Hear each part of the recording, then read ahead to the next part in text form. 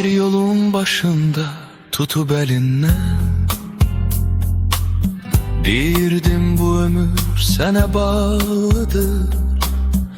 Sen ise kaçarak dönüp sözünden,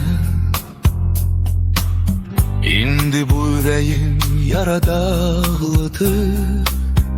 Yarı yolda koyup rüzgarı seçtin, benim temiz eşkim oldu bir eli.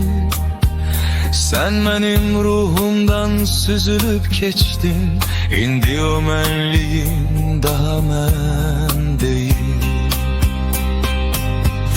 İllerdir özümü değişme üçün, min cüre sınana dona girirem. Unudum deyirem her geçen günü, senin hayalınla sona yetirem. Üzüme bakanlar değiştin deyir, ama bu dahilim barışmır benle. Yüreğimin adla seni isteyir, döyünür hele de sağalmaz dertler. Özümü yeniden kurmak istesem, yüreğim köksümde bir sette dönür. Ne kadar uzağa kaçım desem de, bu yollar yine de sana yönelir. Artık yorulmuşam özümle behsten, yüreğim sakitleş, bu yol sonudur. Ben seni kurtardım o dar kefesten, gedişi vidamız susmak sonudur.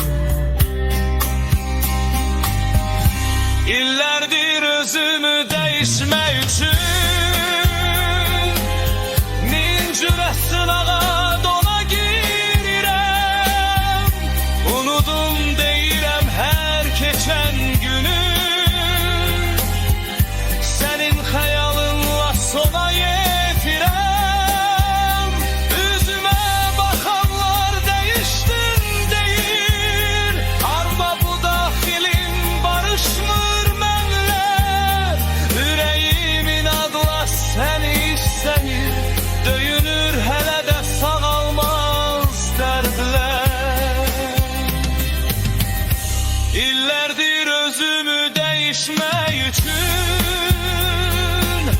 min cüre sınağa dona girirem. Unudum deyirem her geçen günü,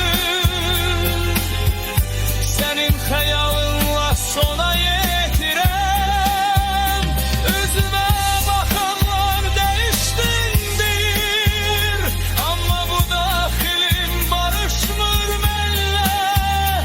Yüreğimin adla seni isteyir,